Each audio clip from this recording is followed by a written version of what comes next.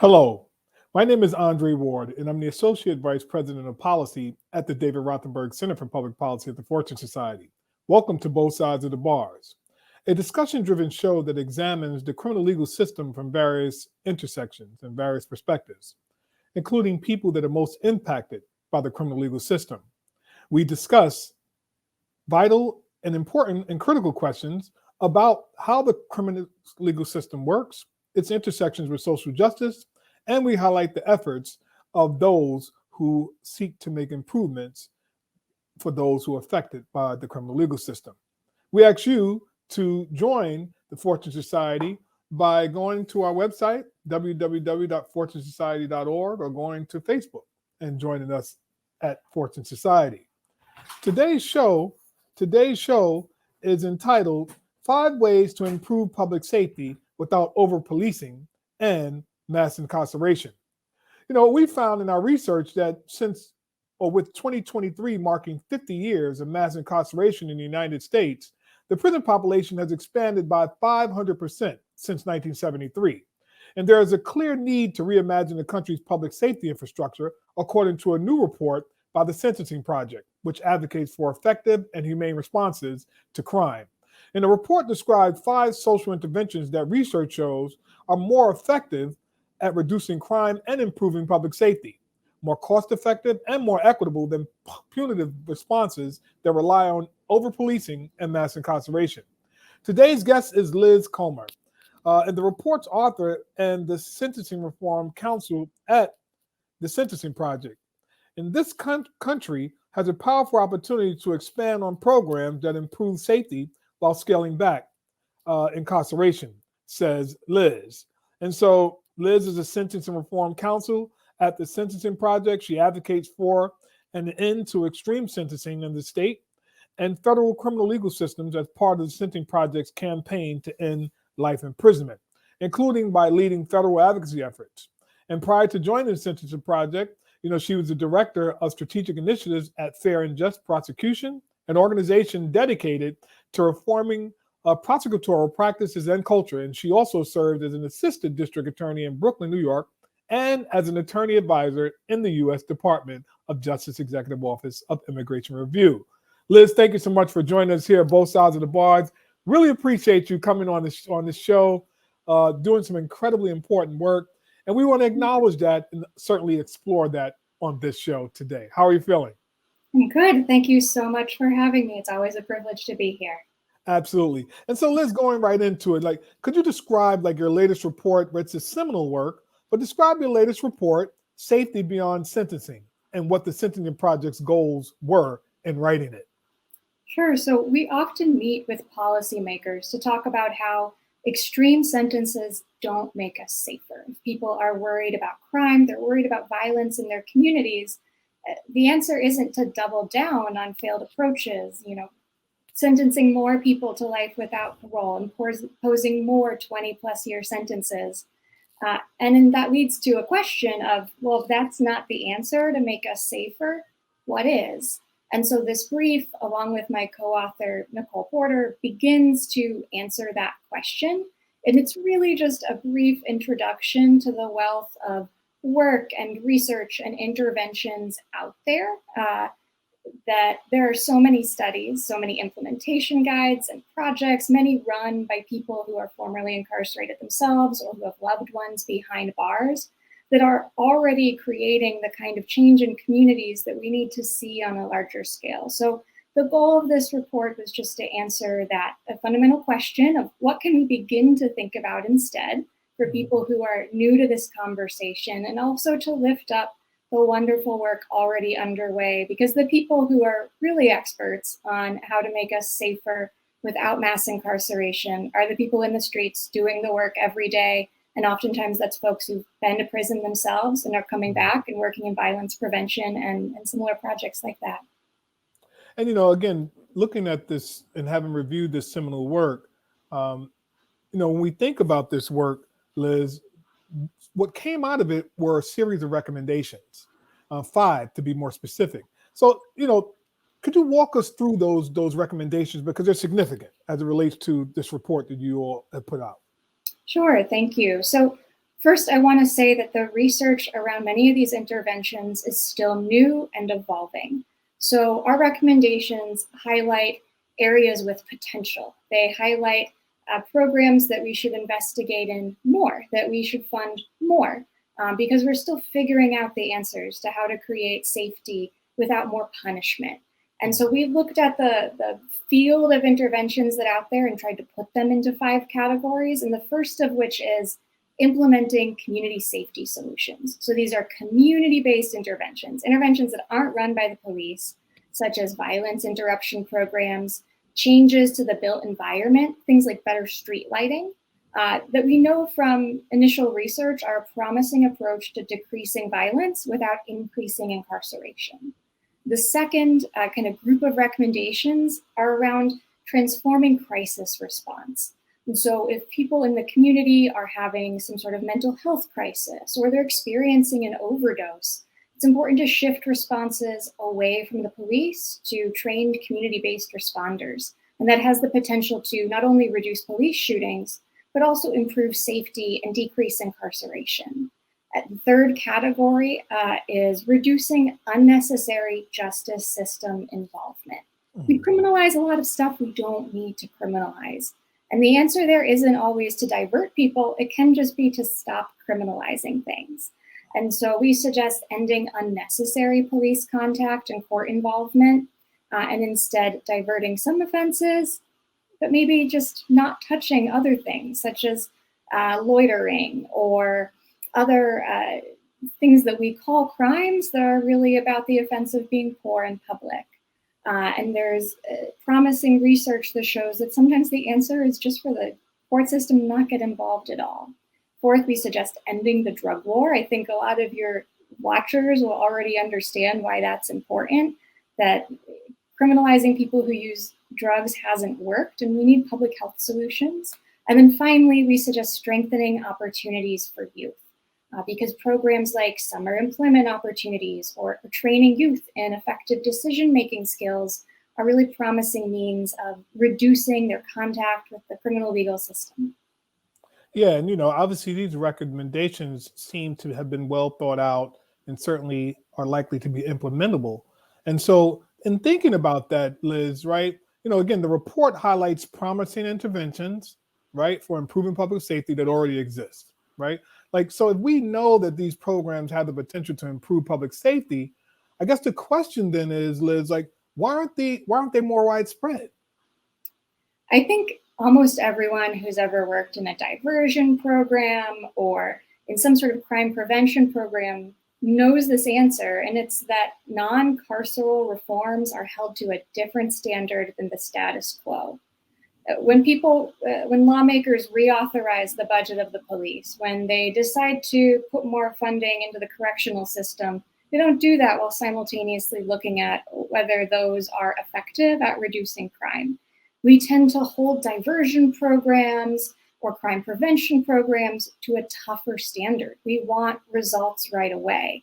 And those results are often in terms of we want to see an immediate reduction in crime, as opposed to also looking at maybe it's just a meaningful goal to reduce incarceration while perhaps crime remains the same. Maybe that has a net benefit in the end. And so that's an incredibly tough challenge that a lot of diversion or prevention programs face. We also expect results really quickly, which is tough because it's really hard to replicate interventions across cities sometimes. Every community is a little bit different.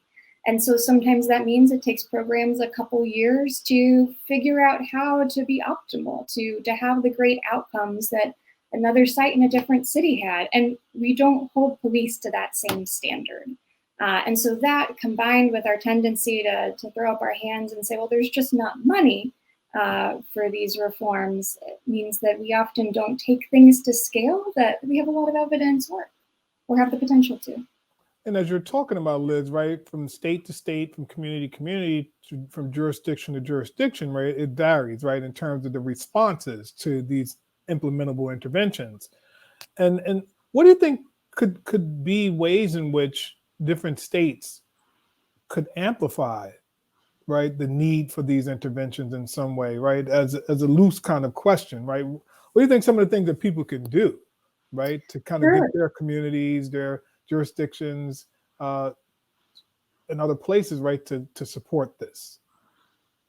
Sure. So first of all, there have been many creative ways that communities have funded these kind of preventative approaches. Mhm. One way that is used in Seattle is just a tax that funds their mental health infrastructure. Mhm. That's going to be a political no-go in many communities. So what I would also say is if there's no money in your budget for a new social service program, that's not a reason to avoid public safety reform. It's a sign you absolutely can't afford to keep the status quo.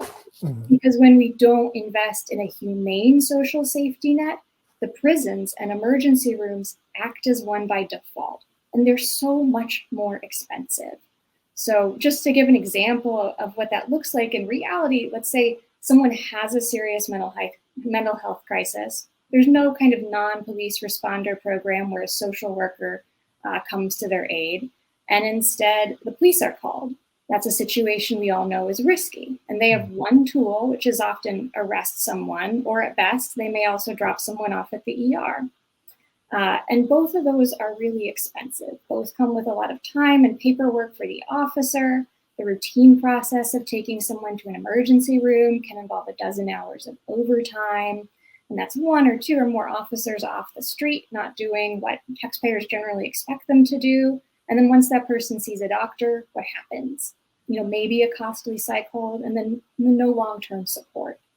Or if they're arrested, of course, the situation's even worse and the case costs are extraordinary. We're paying for the salaries of lawyers and judges and prolonged detention then.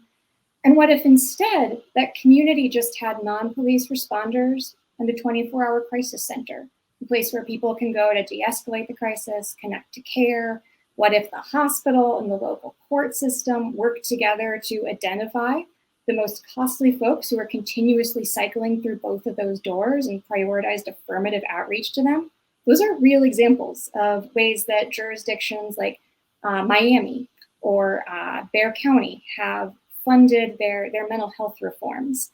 And they show that there are ways to save money and create safety that don't have to rely on prisons. Yeah, and when you think about, I mean, here in New York City, to jail someone on Rikers Island for 1 year is a little over $500,000, which is the amount that translates into offering 13 people supportive housing. And so we look at the huge cost savings there for people who are looking to access supportive housing, who may have had some contact with the criminal legal system. When we talk about diversion and other implementable um, recommendations that you kind of reference in your in the report, one of the things that come to mind, right? Again, a lot of the interventions in the report seem like they require significant funding, right? Kind of going back to that a little bit, Liz, and for communities or leaders who are ready to make changes today, right? But who don't have, like you said, I think the budget, right? And kind of getting back into that to do things like implement an expensive new program. So how can they get started, Liz? Anything that you can offer to our viewers, right? That how could they get started in this process? Sure. So, as I mentioned with mental health in particular, there's an opportunity for cross system reform. And the National Association of Counties has a lot of really great resources on this, on how local healthcare systems and local court systems can work together to make sure that people receive care instead of cycling through ER and jail doors repeatedly. And that's a wonderful way to free up resources to make communities safer.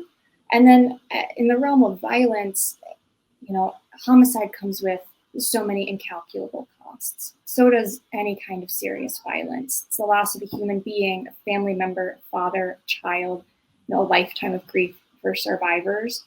And it also comes with costs to the community that we can calculate: healthcare costs, the costs of investigation and incarceration, and violence prevention programs are more affordable. Communities can't afford to not try to prevent that harm, both for the moral reason of we have to keep people alive, but also because it's just good fiscal policy.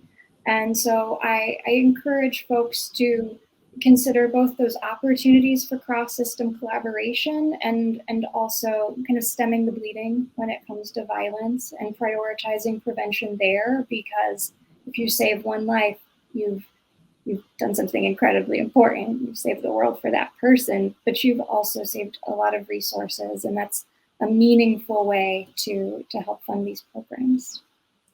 And you've been doing this work for quite some time, Liz, as a defense attorney, right? You've done this work, and so you understand it.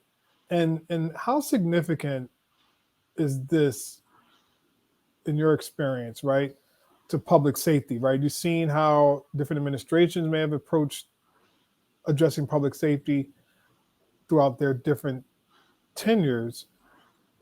What do you, how do you see public safety now, right? How do you see that as a part of the report that you wrote? Sure. So, the way I view public safety, I think is shaped a lot by the opportunities I've had to see how it works in other countries. So to visit Germany, for instance, with a group of elected prosecutors and talk to them about, well, how is your rate of violence so much lower? And also, why aren't you incarcerating people with serious mental illness? Why isn't this an intractable problem for you? And the answer is generally always a public safety net, that people have access to healthcare and housing, the things they need much more readily. And the answer is also just less firearms, although that's a different, really tough problem. And so that's shaped a lot of my understanding of the urgency and efficacy of these reforms. But in terms of like this moment in time, which I think is part of what you're asking too, the pandemic exposed so many of the gaps in the little social safety net we have.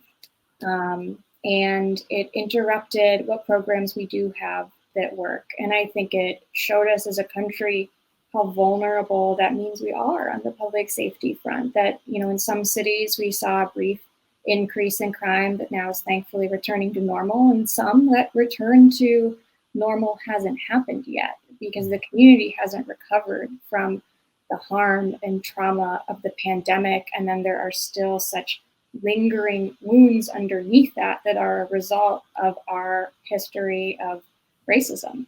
There's a lot of repair that we still need to do as a country, and that often begins with just stopping the violence, with ceasing to criminalize things that are mental illnesses. And so, public safety is when everyone can be on their front porch without fear. It's when everyone has what they need, and there's so much we can do to get there. And Liz, you mentioned, right, the criminalizing of people that have some mental health issues. There's also the criminalizing of substance use, right, as well, criminalizing of homelessness. And we have taken an approach sometimes as a country to criminalize these areas when some of like the interventions that you may have mentioned or other recommendations that are coming from the field are suggesting alternatives, right, and other ways to engage that strengthens public safety in some way. And as we think about this, Liz, what might be your vision too, right, for the future around this? And then I have one more question for you. I know I've asked you few questions, but what is like your vision, right? And I think you mentioned it, right, where people can sit out on their front porch or what have you, and feel safe. Any other thoughts or reflections on that? Yeah, I think safety begins with care, and I have had the privilege of having access to housing all my life, having access to the healthcare that I have needed. As a person in recovery, I had access to the care that I required. I've gone on to have a wonderful, fulfilling life that's has plenty of meaning, and that's what everyone should have. That's what humans are entitled to. And so I think when we create safety, we have to start there with making sure people's basic needs are met, their roof is over their heads, that they're well, that we come together as a community to help create that as we work to create it on a broader scale. And, I want everyone to have what I have had. And I think that's a baseline for justice.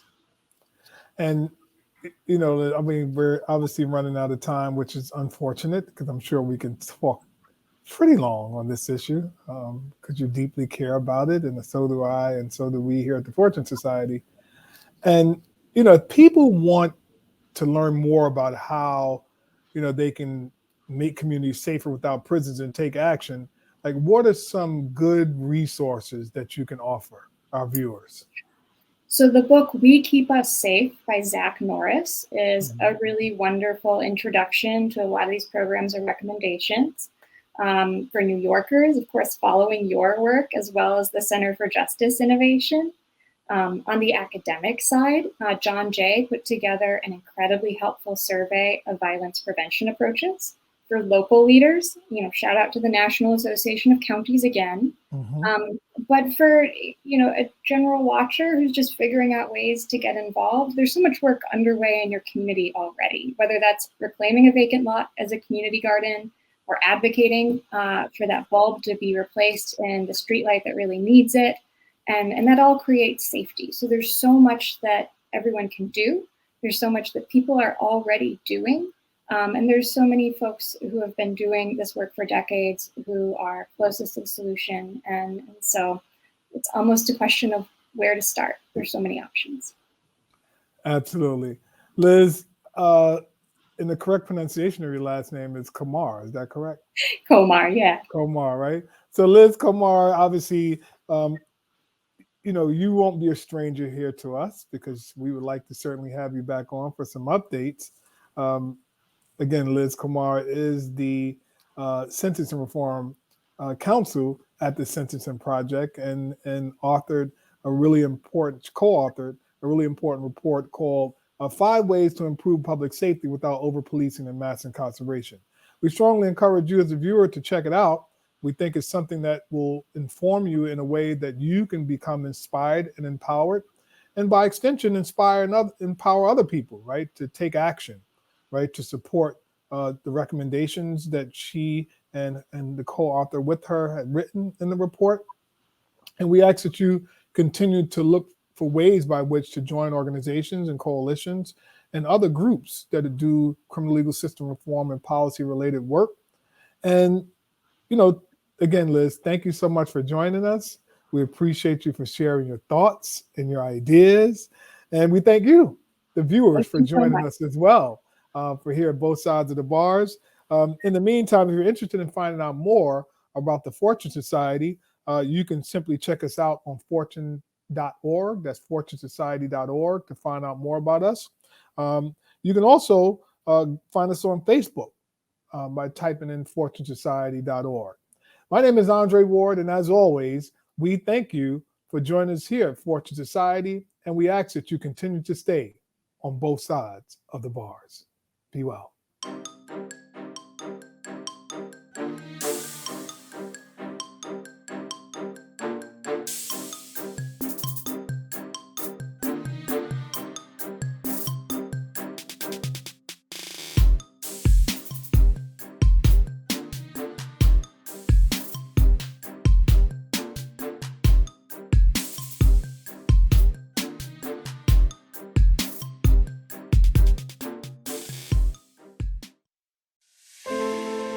If you want to know how to reduce crime in America, in New York City, you do it one person at a time, creating an environment that celebrates the human spirit. Recidivism is a result of societal failure to do that, and Fortune has demonstrated that lives can change. I tell people all the time, this is where I grew up. This is where I learned what being a man is and what being a productive citizen means. It is the work of this great organization that has helped to shape my ideas, drive my conviction, and further deepen my commitment to the cause. For more than half a century, you have amplified the voices of those who are impacted by unfair policies and helped thousands of justice-involved people transform their lives. You have led by example to show how we can help formerly incarcerated individuals come home, rebuild their lives, and contribute to our communities. It's never about the contract or the milestones first. It's always about the individual. These individuals were literally suffering in incarceration because they just didn't have an address to go to. And for them to walk into a place where it's about them and only them and what they need and only what they need, There's one person in particular, he came through our programs and he ended up opening his own construction company, and he came back to Fortune and said, I want to hire people from here, and it was like about how if you lift one person up, they lift others. Even if it's just one person that this happens to, it's worth it. And I know that it's not just one person, it's many people. COVID-19 worsened existing barriers to reentry. Reentry is hard enough as is, but even harder during a pandemic. As people were released from Rikers early due to COVID-19, our services and housing were needed even more. Fortune Society has kept their doors open during the pandemic. We offer them incentives when they arrive to the community, as well as refer them to specific resources. And we also host our workshops virtually where the clients are able to remain engaged. And we also launched our care package program, and where we were able to provide over 200 care packages with toiletries to clients that were released into the community. Fortune's mission is more important than ever. It's a two-pronged mission. The service part is about being there for people as they rebuild their lives after experience in the criminal justice system. And as we give our services, we see the barriers that people face, and we do fierce advocacy about job discrimination, housing discrimination, conditions of confinement, and all of the albatrosses that are hung around the necks of people as they finish their time and try to build new lives. Fortune Society is at the forefront of hope and lasting positive change.